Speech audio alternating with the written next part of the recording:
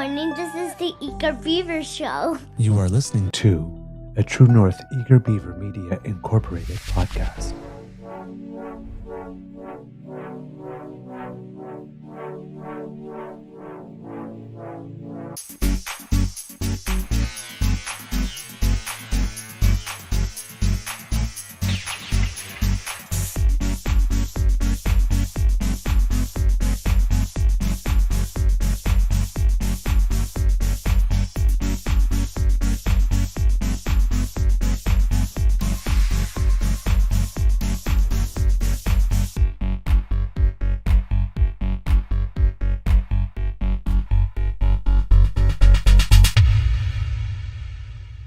The True North Eager Beaver podcasts are proudly brought to you by our founding sponsors, the Misfit Mysteries from Corvid Moon Publishing, your source for science fiction, fantasy, and cozy mysteries featuring a broad diversity of characters, CanadianTarot.com, your uniquely Canadian online eclectic tarot community, and the Peppermaster, hot pepper sauces made from farm-fresh ingredients to thrill your taste buds and expand your mind.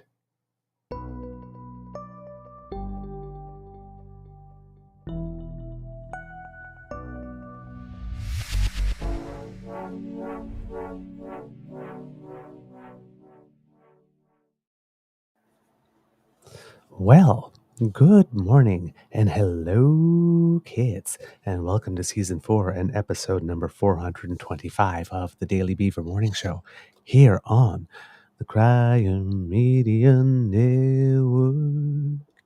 Yeah.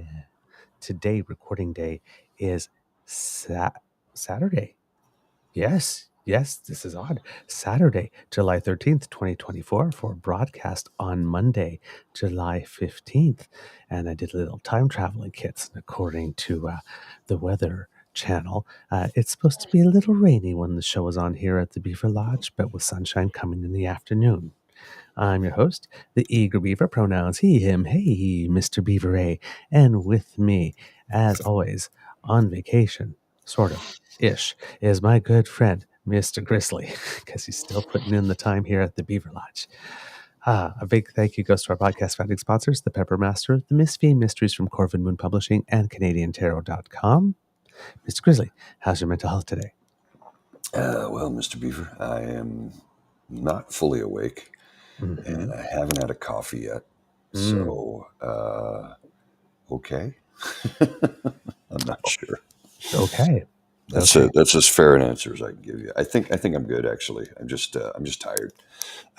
We've been doing a lot of running the roads and road tripping, hiking. We did a float down the Bow River yesterday, and I did it in my red Speedo. So, fix or it didn't happen. Seriously. Let's see. Here we go. This is me at the end of the day. I'll share this with you in a sec. I gotta find the picture. Here we are. And this is at the end of the paddle.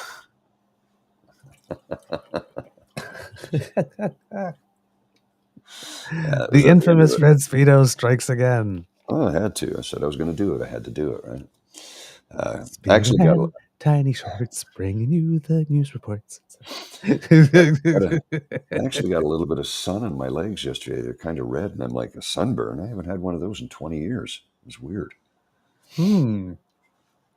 Oh, I remember the first time I got one a little because, well, you know, I'm kind of used to it. And but it was we were in the Caribbean. Didn't put together. It was the first time I'd ever been that far south. Didn't put together that the sun is different there. Oh, it is. Yeah, very much. Yeah. So. So we got off the boat at the first stop, and we like spent the day in the beach, and like we're swimming in the water and whatnot. And I did like at home, and it's like I didn't get like severely burned, but it was like, that's warm. Why is this still warm? What is this feeling? This never happens at home. I spent all day at the beach at home in Morrisburg when I was a kid. Big, sunny, so close to the equator, Morrisburg, building sandcastles. I've never been hot. What's this hot thing? I don't get this. It's like, Yeah, It happens. It it happens. happens. Oh, wow. Yep. Yeah. Those are some legs.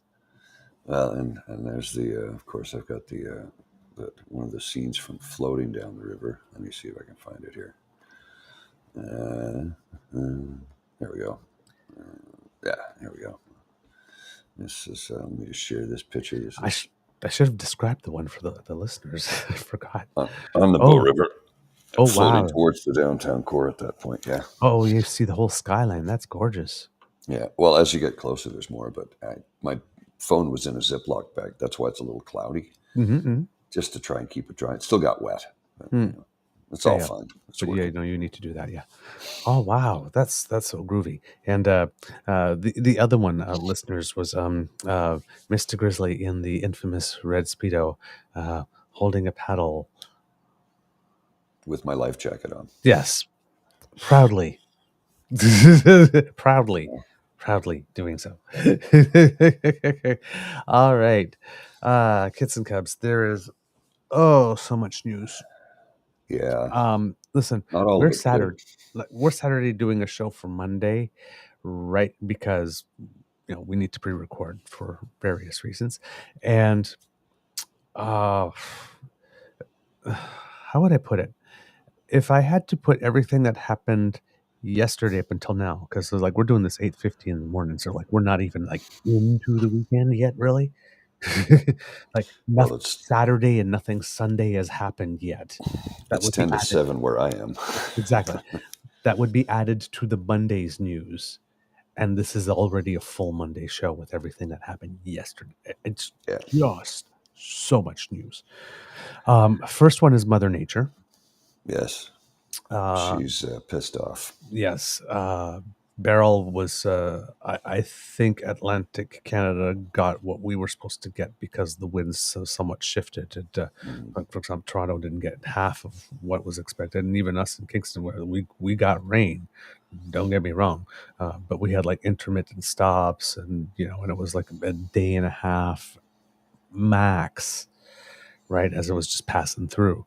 But there were times where it was falling. The crawl space down there is the ground is so soaked. I mean, it's humid in there. Let's put it right. So we got rain, and the garden. You just see this is the first time we have a garden, right? Because I didn't know, when you get rain, it's amazing how much it's just things just pop up. How much they grow. It's almost like the rain goes directly to the roots first before going anywhere. It's just you come outside, you go, holy crap, look what happened. There's so much green. So it's so we're having our first our farmer experience. I grew up in apartment buildings, right? Except for when I was living in foster home, stuff like this, but I've never put my hand in the dirt. This is all new stuff. But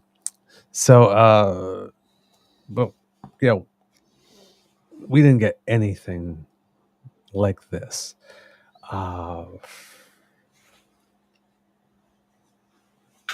There are roadways washed out. There are bridges washed out. There's been one death. Oh, I didn't know that. Yes. Four children were playing in a park one evening, and there was flash flooding, and one child got swept away and pulled into a ditch. Wow. And they found him 4 hours later. Yeah. So there's a lot going on, and this. I was taking notes and everything, and then I stumbled upon CTV National News last night. And when it comes to this, there's really nothing I can add. So I figured just play the segment. Okay. Let me just get this queued up then, and I will do that. It's not good. No. With Heather Butts. Good evening. The people of Nova Scotia have once again been plunged into grief following another devastating extreme weather event. Almost 1 year after the province suffered severe flooding, downpours last night again turned deadly in the Annapolis Valley. The remnants of Hurricane Beryl dropped 100 millimeters of rain and sparked flash flooding. A young person playing in a park was swept to their death in a ditch, while others needed to be rescued from their homes. The rain washed out dozens of roads, swamped streets, and destroyed bridges, cutting off communities. The causeway at Halls Harbor had stood up to the Funday tides, but couldn't contain the rush of water and collapsed. Wow. CTV's Jonathan McGuinness on the intense storm and its tragic toll. It was a desperate search by emergency crews for a missing child. The youth and 3 friends had been playing at the park when flash flooding occurred in the area. That was around 7:40 Thursday night. The child was pulled into rushing water in a ditch and disappeared. Sadly, at approximately 11:30 p.m., the youth's remains were located. Emergency alerts were sent out last night around 8:30, warning people of the potential risks. The Wolfville Fire Department sent alerts too. Fire officials say one tragedy could have easily become several. People are turning it into a spectacle, and we need to start taking these things seriously and understanding these are significant, rapid changing situations. Environment Canada is reporting 100 millimeters of rain fell in just a few hours from what's left of Hurricane Beryl, drenching communities from Windsor to Digby, prompting emergency crews to perform a number of rescues throughout the night. The weather events in our communities that we're experiencing this year and last year Well, that's frustrating. and a few years ago are beyond anything that I think most of us have ever experienced it before. Dozens of roads and highways have been closed due to washouts. Some bridges have also collapsed under the pressure of water, like this one in Halls Harbor. There is tremendous infrastructure damage throughout the valley. We'll rebuild that. Nova Scotia's Emergency Management Office says the situation in the western part of the province is concerning, and they have activated their Provincial Coordination Centre. Jonathan McGuinness, CTV News, Wolfville, Nova Scotia. Off the coast of Nova Scotia, RCMP say 2 bodies washed ashore on an inflatable lifeboat on Sable Island. It's believed they're the remains of a 70-year-old man and a 60-year-old woman from BC who were reported missing last month. The Mounties say the lifeboat came from a larger vessel that left Halifax on June 11th, but lost contact days later. It was heading to the Azores. Wow. Yeah, that second thing was just had nothing to do with the particular storm there. Right. So yeah, again, if you're listening, you couldn't see the images, but water is very powerful. Mm-hmm. Most powerful thing on earth, actually. Yeah. I have a very, very, very, very, very, very healthy respect for water. Mm-hmm. Yeah. And this is sort of bit of deja vu because last year in July, there was it's about like 1 year ago, about almost like a week from now or something. There's 4 people, including 2 children, who died in water, rain, weather-related events in the area as well. So I think the one positive takeaway from all the rain they received, though, is the fact that it will probably help to prevent wildfires. Yeah. Because they got 100 millimeters. That's 10 centimeters of rain. That's a lot of water. A lot.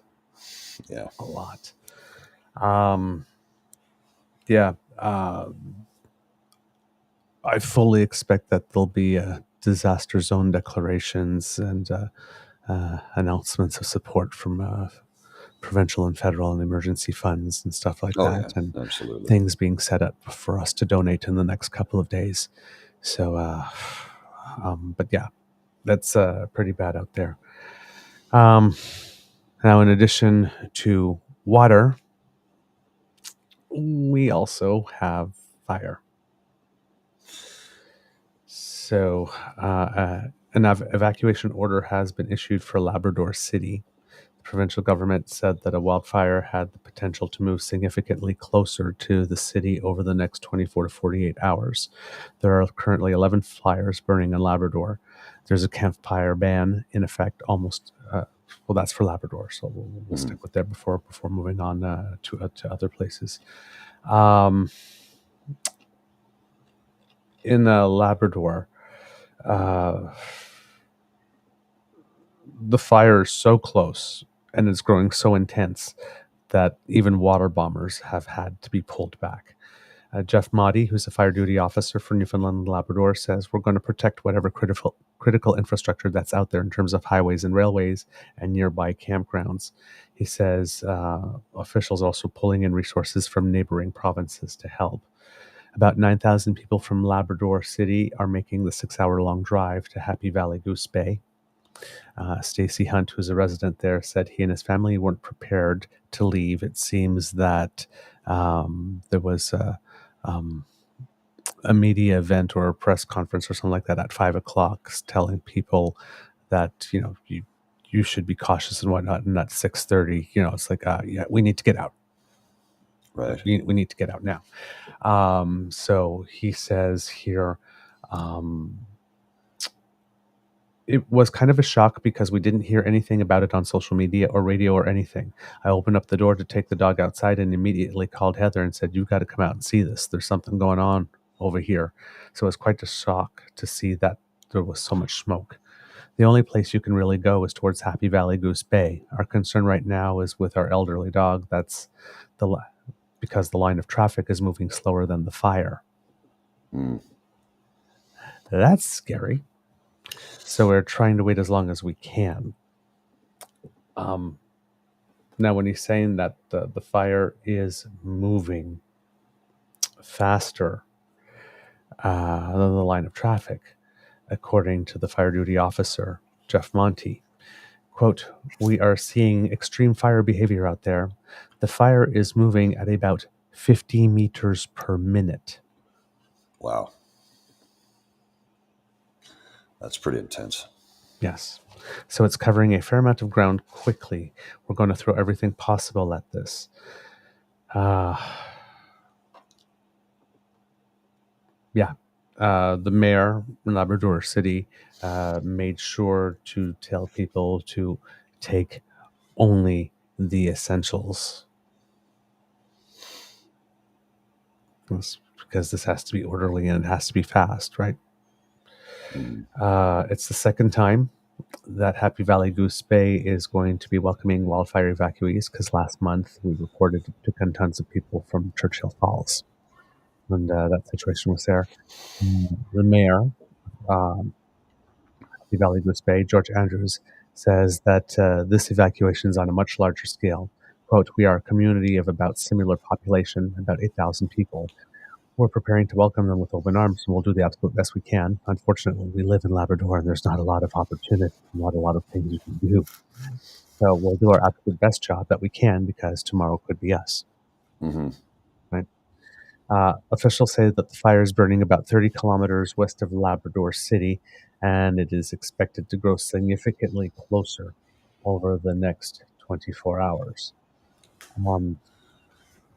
Out in British Columbia, there are also some wildfires going on there. Trying to find the information. There's a campfire ban in pretty much all of the province at the moment. That's not surprising. But there are, I think, over 100 fires or something like that right now in British Columbia. There's a lot.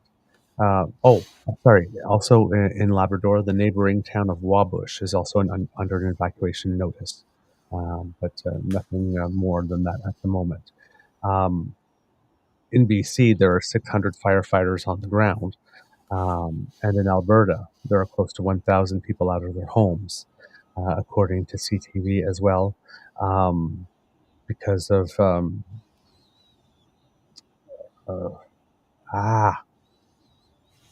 having trouble finding my words. I'm so sorry. There are over 150 active wildfires in British Columbia, including 17 that were sparked yesterday alone. Most of them are in the northern half of the province, and it's been hit hard this week with all the various weather. It's created a situation that there were cold fronts hitting warmer fronts, and according to the fire center in Prince George, uh, over 13,000 lightning strikes were recorded. So things are going to happen. Yeah. The fires pose a risk to public safety, but there's only a few. There's a few hundred people in the BC interior who are on evacuation alert. There is a smaller fire that was started by lightning in one part of BC that's causing some concern because it's burning in a very sensitive area of ancient forest, about 100 kilometers out of Prince George to the east of it, and at risk are 1,000-year-old trees. So there's some concern over there. In Alberta, there are just over 100 wildfires burning, with about 30 of them deemed out of control. And one of the most threatening ones is in Little Red River, Cree Nation, where the northern community of Garden River has been evacuated. The fire could cut off Highway 58 there, and that's the only road into the community. Nearly about 1,000 people left on Wednesday night. There's a fire ban in effect across Alberta, but all of the entire forest protection area of Alberta is under a fire ban, pretty much. And fire crews in both British Columbia and Alberta are getting help from neighboring provinces. Firefighters from New Brunswick and Ontario are on the ground in Alberta, while BC is getting a hand from firefighters in Nova Scotia, plus the use of 2 Super Scooper planes to help fight flames from the air. So yeah, water and fire everywhere. Well, that's to be expected in the summertime in Canada, unfortunately. It's just how it is. And it has been for a number of years now. It's not changing anytime soon. Yeah. So I think that Alberta had printed a map out that was, it gets various shades of red depending on how dry stuff is, and like the map was pretty much red. I haven't seen it yet. And so in British Columbia, like Alberta had called in help from other provinces a couple of days before because their map was so dry and there was so little rain expected that they said, you know what, yeah, this is going to be happening in 3, 2, and sure enough, so at least they got people on the ground before. So I mean that is good planning. In that sense, you know, we could say other things about other types of planning that may have created situation for there to be so much fuel and gas to catch fire at the same time. I should say fuel and matches more than fuel and gas.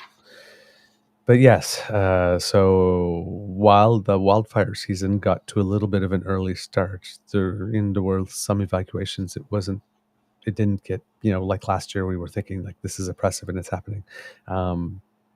It didn't start as early as people, this intensely as early as people would think, because usually the second year of an El Nino or El Nino season is the one that's the worst one, and this is the second one.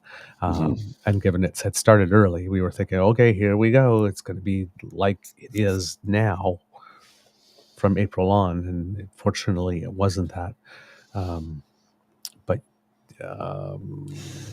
we might have a wildfire report every morning now until end of August, mid-September. Well, up until now, it's been a relatively quiet wildfire season for the most part. Surprisingly quiet. I expected it to be different than that, considering last season and how this season started. But go figure, it's been oddly quiet. Yeah. I hope it to remain that way, but it doesn't look like that's going to be the case. All right. Do we talk about Pierre Poilievre and his statement about drug dens? Do we talk about it? Do we address it? We need to address it. I just wish that he would stop making so much damn news. I'm so know. tired of talking of that little prick. Yeah, I'm sick of him. I'm sick of him. But it's like we got to address it because he went on a rant, and his typical style is so confrontational when he's asked a question that he doesn't like, and then of course he runs away shortly thereafter. He's just he is not the kind of person I want leading the country. Forget about. I mean, just setting aside how his politics are and his sort of evangelical bent on things are. If we set that aside and just look at the way he responds to reporters when they ask him tough to semi-tough questions, he's just an obstinate, smug, argumentative asshole. This is not statesmanship. This is not a leader. This is not somebody I want running our country. And again, I'm taking away all of the politics stuff, just the way he is with people. Now, if we get into the politics, and we can go on for days about that, but the way he treats reporters with such disdain, he's just a smug, arrogant narcissist who basically insists that he's right about everything, you're wrong about everything, and it doesn't matter what kind of valid proof you show him that he's wrong. He's going to argue with you and tell you he isn't, because he's a narcissist prick. Yeah. It's as simple as that. Yeah. Indeed. It's just, he's just an obnoxious, smug asshole. I cannot stand him. And again, I'm taking the politics out of it. It's just the way he behaves when he talks to people. So the thing with Poilievre, when we're talking about this, is I made this comment the other day, is there's been no evolution. No. At all. The person he is now is the person he was 20 years ago when he came in. There's been like this no evolution. University. None. He's the same guy. I talked to a friend a couple of weeks ago, and he said he's exactly the same as he was in university. He hasn't changed a bit. He hasn't grown. He hasn't moved. He's just the same arrogant, smug, obnoxious asshole he's always been. He's not changing, and he doesn't care to. No. So yeah, even though Canada's first supervision consumption site opened in Vancouver more than 20 years ago. I think it was 2003, 2002. I think so. Like yeah, 2003, I think. Yeah. It's over 20 years ago. Or maybe even earlier than that. No. Yes, 2003, I think. Yeah, it was the first one was opened. And since then, now there are nearly 40 safe consumption sites in operation across the country, with more proposed. First opened in 2003, you were right, Mr. Grizzly. Mm-hmm. And in 2011, the Supreme Court ruled that closing it would strip users of their charter rights. Simple as that, right? Right? Because Stephen Harper already led this fight. Yep. And all the scientific data said that these things do work. Harm reduction does do work. It saves lives. It's also a portal of entry. Mm-hmm. Guy Felicella. Mm-hmm. Okay, so we'd love to get on the show at one time like this. Overdosed and was saved there. And that's where the light went on. It says finally, it's like, I got to do something about it. Mm-hmm. Right? So it's a point of entry. He keeps on saying this, we're going to cut these things because they're wacko policies, and we're going to bring our loved ones home. The only way he's going to bring the loved ones home are in body bags. Yeah. Simple as that. Because he has no, he refuses to believe the science because the narcissist that he is, it's not his science. He says they have to bring them home clean, which means that it has to have the treatment centers, but that's a costly social program. He doesn't believe in those. Right. He's going to bring them home in body bags. That's it. And if you're not ready to go into one, then I guess you're on your own. You get one shot. That's when we pick you up. Do you want to go to a treatment center? I'm not ready to do that yet. Okay, back on the street. Mm-hmm. Yeah. Right? Because there's no other points of intake. Unless he turns around and says, well, he is prepared to invoke the notwithstanding clause when it comes to people's rights. So, forced treatment. Here you go. Well, he went off on a tangent about how he called them drug dens Yes. and said that he was going to close them.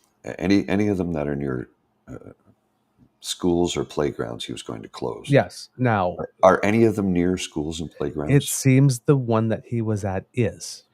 Oh, okay. Now, this really surprises me.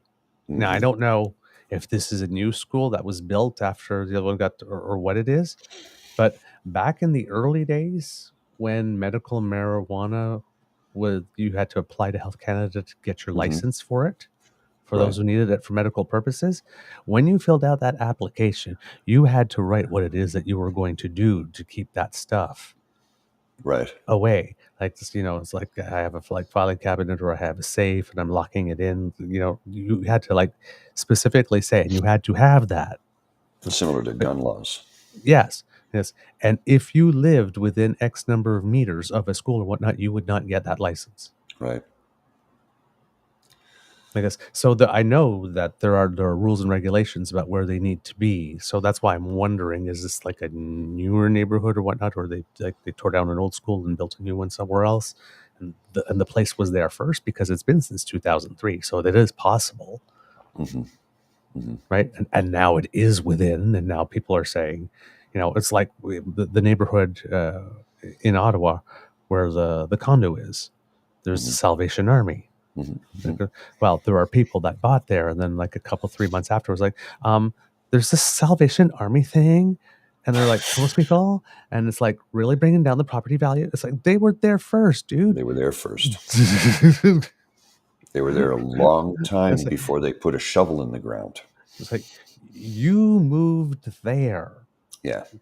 They didn't move into your territory. Like, yeah. It's like, yes, we moved in now, and yeah, we don't like seeing this. So can you move that, please?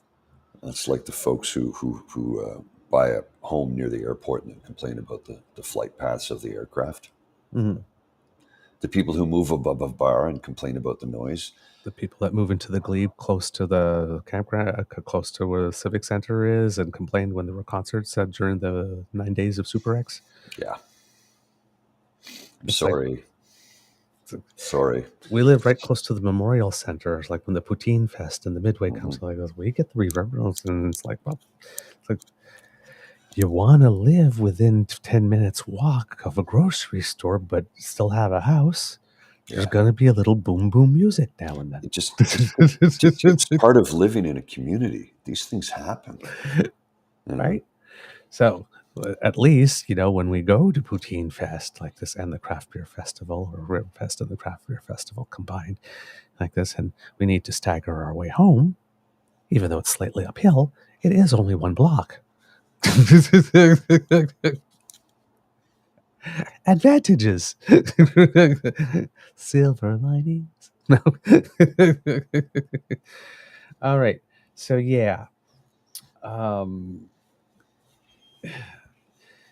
The way that he talks, right, on this one is like, if he's saying like the ones that are close to schools and whatnot like this, I'm going to close them or move them and whatnot, or not fund them, fine.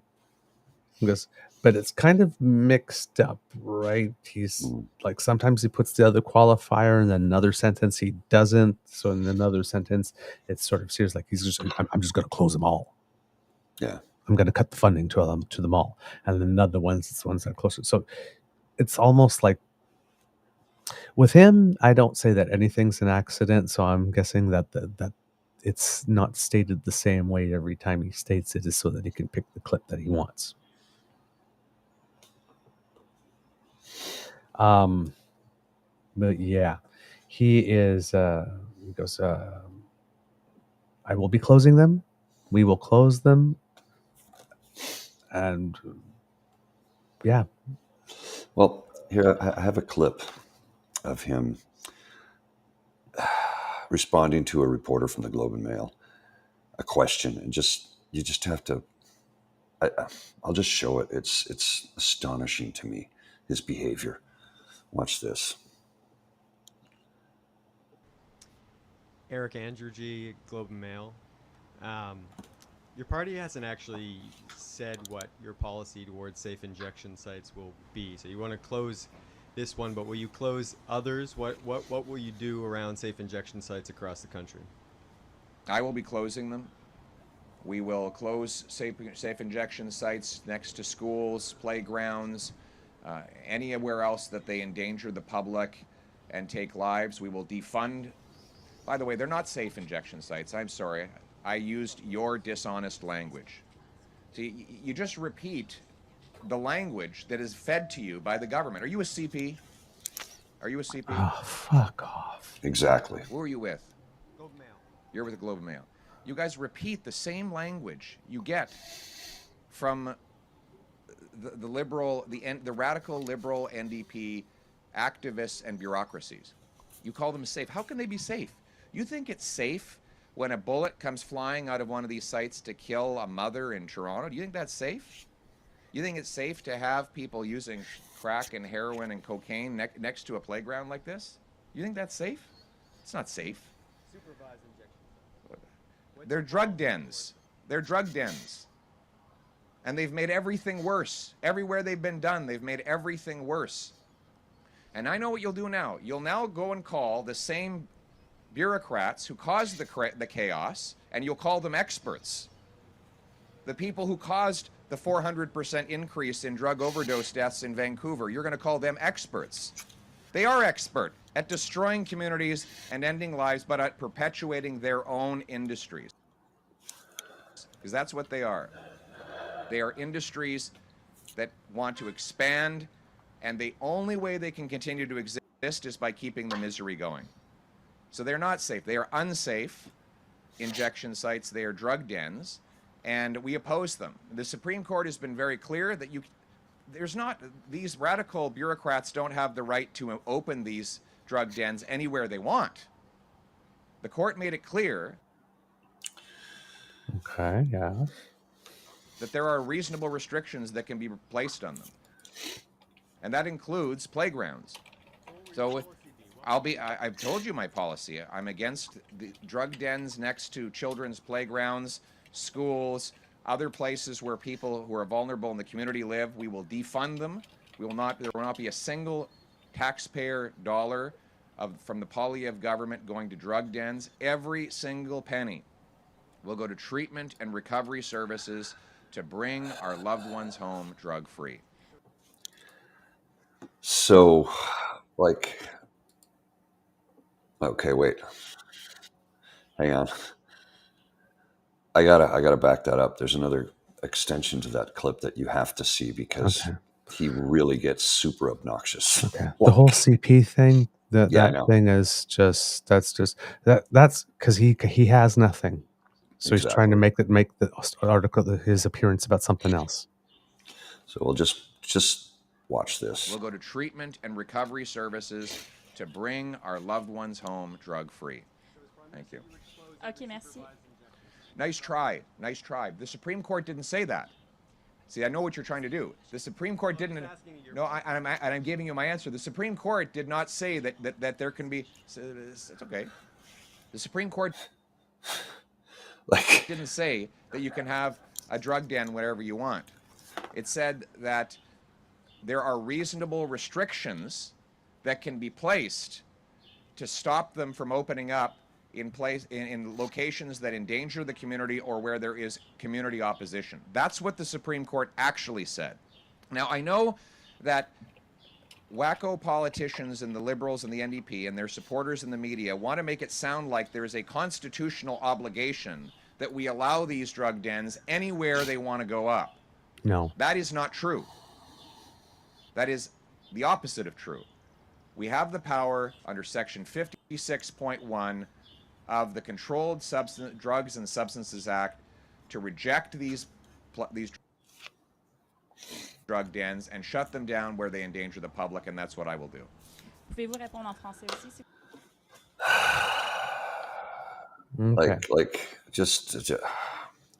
So I'm reading an article, and it seems that this is a recent thing because it's the House opened in April. Oh, so how was it able to open where it did then is the curious thing. Yes. Now also, correct me if I'm wrong, but aren't these Aren't these provincial? Doesn't this fall under provincial jurisdiction? I'm Municipal not and provincial. sure. I'm not sure because I think there needs to be some type of federal license. Yeah. Of some type, but I would suspect that it was a provincial government initiative to actually started under British Columbia, right? Right. Because that's how it happened. So yeah, I'm guessing that it would be provincial thing. Yes, because Saskatchewan does have a safe injection site, but the provincial government does nothing. They raise all their money selling T-shirts. So let me see if I understand this correctly. He's going to overstep his jurisdictional boundary guideline to meddle with the province. Isn't this the guy who says, less government, this, and said he was going to leave the provinces due. Yeah. Yeah. So, I mean, this guy just says whatever the hell he wants to suit the moment. Yep, indeed. So, according to this article here from the CBC that I have in front of me, he says, at a news conference in a small park that borders both the center and the school, Poilievre said other federal parties and their supporters in the media want to make it sound like there's a constitutional obligation to allow supervised consumption sites to open anywhere. Okay. Nobody has ever No. once. He's trying to create a story here that doesn't exist. I mean, why that one opened where it did, I don't know. That seems to be odd to me. Yeah. But he's trying to paint every single location with the same brush. Yeah. And again, he just keeps calling them drug dens, not safe, not supervised injection sites. Right. It's a drug den to him. And I'm like, Poilievre, quote, kids should not have to cohabitate with hard drug use and crime under Section 56.1 of the Controlled Drugs and Substances Act. The government has the power to accept or refuse a supervised consumption site. That's absolutely true. In June, the Conservative leader sent a letter to the Federal Health Minister, Mark Holland, requesting that the government revoke the exemption it granted to the centre to open in Montreal's southwestern Saint-Henri neighborhood. Okay. So this is an exemption, and it opened in April. He charged that the government's policies supported by the Bloc Québécois have increased feelings of insecurity and homelessness throughout Quebec. Andréane Desilets, executive director of the house in question, said in the statement Friday that the centre is working with the regional health authority, the municipal government, and other stakeholders to ensure services are sustainable, integrated in the sector. Now, the house in question contains 36 studio apartments, a kitchen, and a drop-in center for people who are transitioning out of homelessness. Right? She so says, this is done at a municipal level under provincial jurisdiction, correct? Yes. She says the mission of the house is to support the most vulnerable people in our society and has been a key player in the community for 75 years, she said, adding that the center did not want to, quote, enter into the political debate. Quote, we want to reiterate that the services we offer are essential to responding to the increases in homelessness and the overdose crisis. A spokesperson from the Minister of Mental Health and Addictions, Federal Minister of Mental Health and Addictions, Yara Sachs, said in an email Friday that while Ottawa does not provide core funding to supervise consumption sites, so I don't know what funding he's going to cut. How's he going to cut funding when they don't fund it? But again, action for action's sake. Yeah. One of the 14 characteristics of fascism. Say you're going to do something, get into power, and pass a law saying that something that's already illegal or something that's already not happening can't happen. And then pat yourself on the back for doing it. Right? He doesn't know that the average person who's working 45-hour weeks has 2.4 kids, a picket fence, and a dog. Right? Or the person working at the grocery store for minimum wage and then going to their next job and then their next job like this. He knows they don't have time to go and check whether or not there's core funding to safe consumption sites he's relying upon provided by the federal government. Just suggest that there is and let the rest happen on its own. And then he turns around and says, he's relying on people who don't have the time to verify what he's saying. Yeah. So he'll just go ahead and lie because he can get away with it. And when he gets called out by reporters, he attacks them. Yeah. And then immediately goes, "You're with CP? You're with Canadian Press?" He identified himself as a With member Global. of the Globe and Mail. CanWest Global. No, Globe and Mail. Well, Globe and Mail. Yes. From the very, very extremely pro-liberal Globe and Mail. Yeah. The spokesperson from Minister of Mental Health and Addictions, Yarosak's office, said that while Ottawa does not provide core funding to supervise consumption sites, those sites do save lives. Quote, "To be effective, these services need to be easily accessible by those who need them, which often means that they are located inside services they already access. We need a full continuum of care so people can stay alive to make it to recovery, which includes prevention, enforcement, treatment, and harm reduction." So there you go.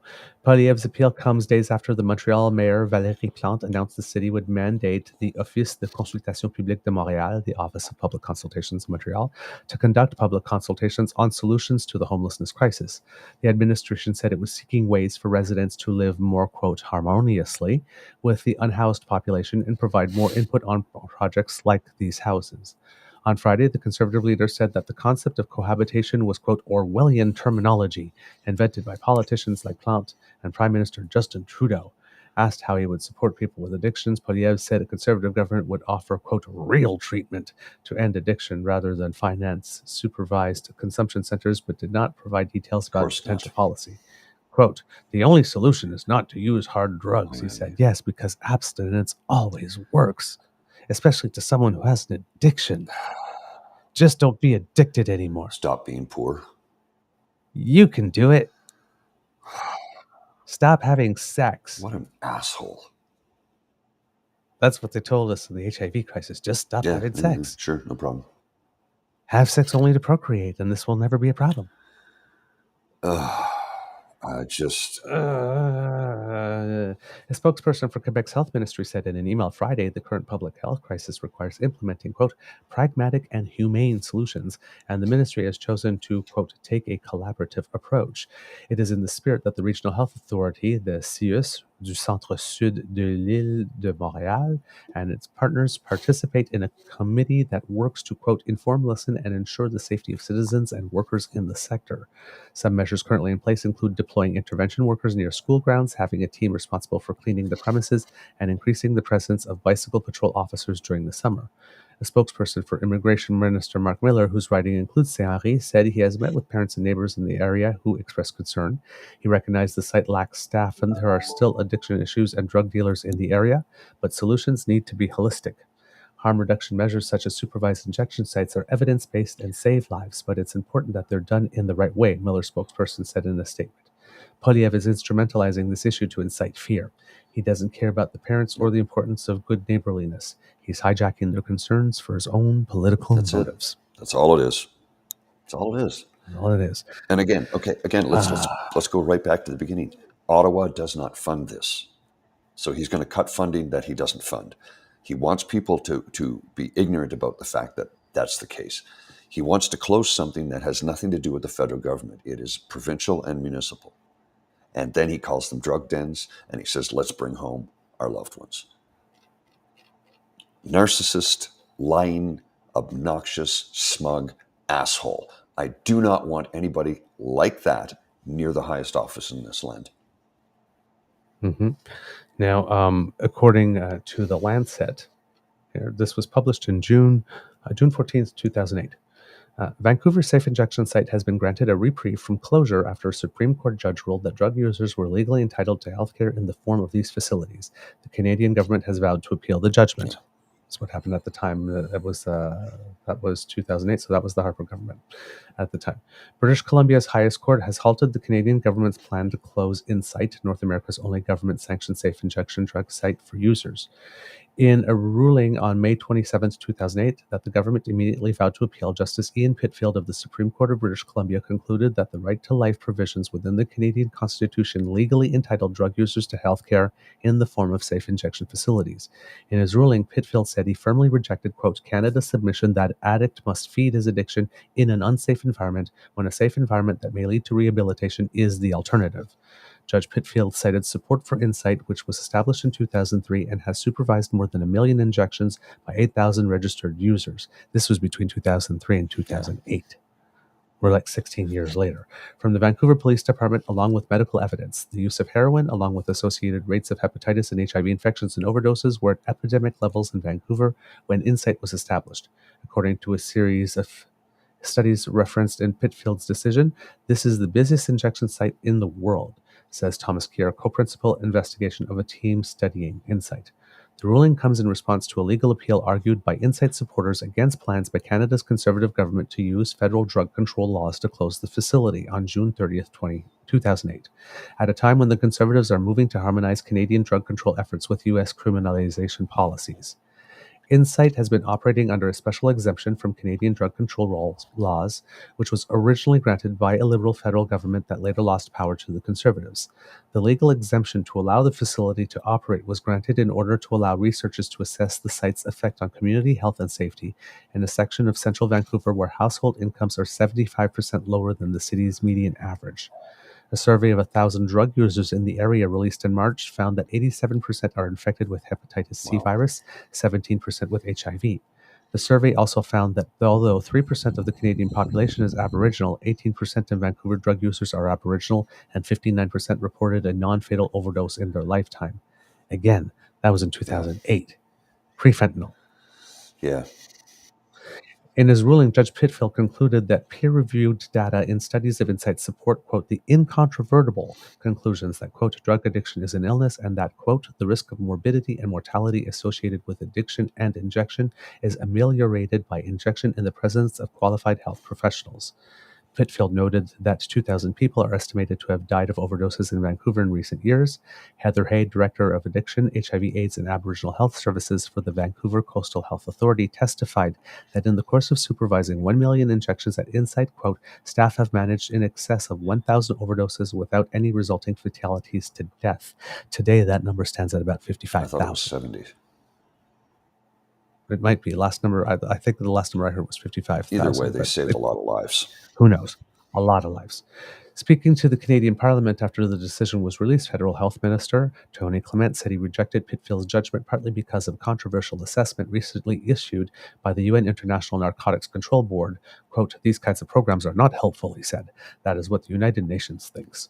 Oh, then they believed in the United Nations. At a hearing on May 29th, 2000. Yes, at a hearing that they do that with the CBC too. The CBC is a terrible thing like this, but Trudeau's a terrible. Look at the CBC article; it says so. At a hearing on May 29, 2008 in Ottawa, organized by the Canadian Parliament to analyze Canada's strategies on reduction of harm from drugs, Clement faced questions from opposition members of Parliament with backgrounds in public health. Citing 20 years' experience as a physician in central Vancouver, Dr. Hetty Fry noted that Insight has referred an average of 2,000 people to health services. In response, Clement said that an expert panel he convened recently found that Insight saved few, if any, lives, and explained that harm reduction efforts will in future be managed within the scope of federal law enforcement strategies. He acknowledged that the expert panel's report was not peer-reviewed. We believe that harm reduction occurs with enforcement, with prevention, and with treatment. Supervised injection is not medicine, the Canadian Health Minister told Fry. Nobody ever said it was. It's a way to keep people alive long enough for them to realize that this kind of life is not working for them anymore and that they want help. It saves because you lives. Can't help a corpse. It saves lives. Okay, and we have to remember also that government, when they got like report after report after report after report after report, all saying the same thing, that this thing was good, they actually funded the RCMP to do their own research so that the RCMP could create a report that said that this was dangerous so that they could rely on that one and go to the media with that one and say, see, we've got something. They used your tax dollars to do that. This is not a new issue for Poilievre. He was there for all of that. Yeah. This is a second kick at the can. This is the safe injection sites is a whipping horse for this party. It's brutal. They just don't care. None of this is new. No. It's the right-wing evangelical bent that they say as Christians, which is a crock of shit. They basically hate people who have an addiction. They hate them. I mean, what else could you pull from that? We're going to bring them home and get them into treatment programs. It doesn't describe any of these programs, doesn't say how any of this is going to be done. He's just using buzzwords to try and, well, rage farm, because that's what he's doing. He's trying to create a wedge here. He's trying desperately to tell you that he knows better when his area of expertise again is what? Being a shit Yeah. given. Now, there's much more Poilievre news, but unfortunately, kids and cubs, we are out of time today. So we are not skipping over that which happened at the AFM. No, that we can address on Tuesday. Yeah. I have clips from that too. Because that, oof. I was actually shocked out of my mind that he showed up in person. Is he that much of a self-centered narcissist that believes that, oh, I'll just go there and everything will be okay? Or is he just a glutton for punishment? I don't get it. It must be. Listen, as far as I know, anything he does it for the clips. So how he's going to use this, we'll find out. True enough. Alrighty. All right. Kids and cubs, that's the end of this episode of the Daily Beaver Morning Show. We hope that you love listening to us because we love making this for you. Remember that sharing is caring, word of mouth is priceless, and you have the mouths from which we want the word to come, so tell your peeps and poops all about us. If you would like to support us because you do not want to miss an episode, for example, you can go to our pod page, podpage.com/TheTrueNorthEagerBeaver, lowercase letters with a hyphen between each one of those words, or you scan that QR code that just appeared under my chin. Thanks to the Ray Girl, if you go there and you click subscribe, when we have something fresh off the bandwidth, it comes directly to you. If you would like to support us in other ways, I know if Kid Elaine were here, she would say, hey, make sure you have a terrific day and smash that button. So you can do that by going to the True North Eager Beaver Media Incorporated YouTube page. And we have like, share, and subscribe. Click those. Get yourself some happy. Why not? Sure. Treat yourself. Absolutely. And if you would like to support us in other ways, when we really appreciate it when you do, the QR code that's right by Mr. Grizzly's head will bring you to our coffee page where you will find our tip jar, otherwise known as the Beaver Lodge Emergency Hydration Fund. Because we need beer to make this show. Lots and lots and lots of beer. And coffee. It's just to cope with the news we have to tell you some days, but yeah. Oh man, we need to cope.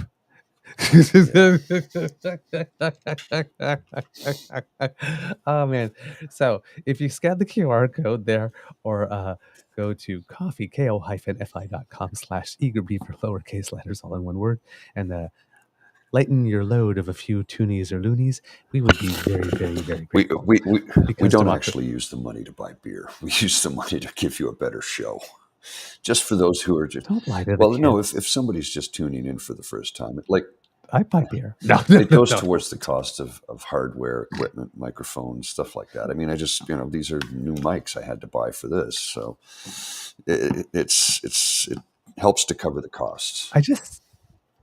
I just feel better about myself begging for beer rather than I know, but every now and then rent money. Every now and then I need to put some brevity into the situation and let people know that it's not actually for that. It is for our hardware costs, our software costs, our internet costs, and then it all adds up. The advertising, by the way, that's also a cost. So all of it is an expense, and we're just trying to recover some of it. Is all it boils down to.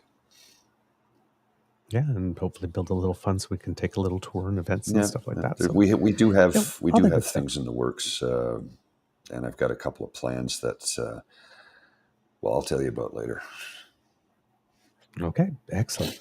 So there you go. Help us out. We really appreciate that very much. Because democracy is something that you do. Again, if you live in Saskatchewan, British Columbia, or New Brunswick, elections are coming, so you know what to do. Mr. Grizzly, do you happen to have some words of wisdom for us? Yeah. Try not to allow lying politicians to get away with the lies anymore. do what you can to inform your friends and neighbors that when you hear blatant falsehoods, that if you have the information, correct them. If you don't have the information, send them towards our channel where we're happy to provide it for them. Right. All right, Mr. Grizzly, cue the cock, and we'll come back with a little Easter egg.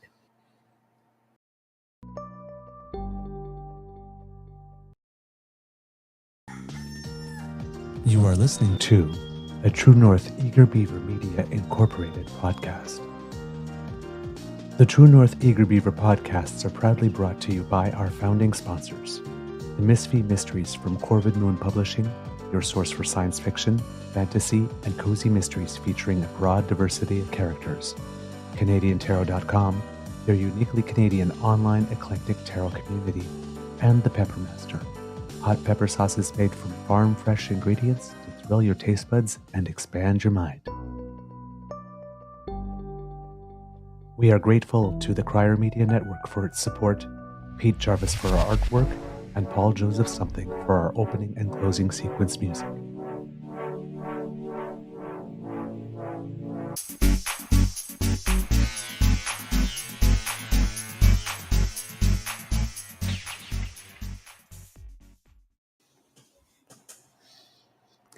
All right, Easter egg. I wouldn't be me if I was not celebrating the fact that there's a Canadian in a Wimbledon final.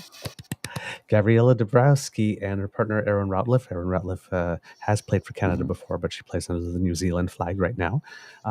Won their semi-final, and their final is at noon today against Taylor Townsend of the U.S. and Katerina Siniakova.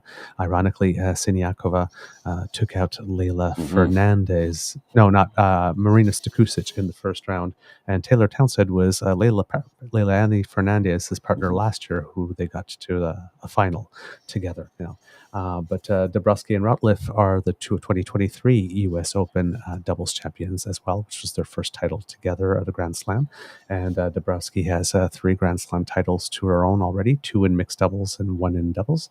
So, but Siniakova has God knows how many in doubles, I think 8 or something. Oh, wow. She's like a doubles legend already, Hall of Fame career already. So it's going to be a really interesting match. So I'm going to be watching that. All right. I'll be driving. Are you going to the Red Blacks game? Yeah, I'm on my way to Edmonton later today. Okay. Going to meet up with Lachlan and Army Chris, and I'm going to the Red Blacks Elks game tomorrow afternoon. I predict that you will be the most sober person of the 3 by the time that match is over. Maybe. That's true. Yes, we're not recording tomorrow, so you can let yourself go. Exactly. Yeah. Ooh, Grizzly on vacation. All right, but it didn't happen. Yeah, that's all I'm saying. Worry. All right. I'll get some video too. I'll see you later. Bye, everyone.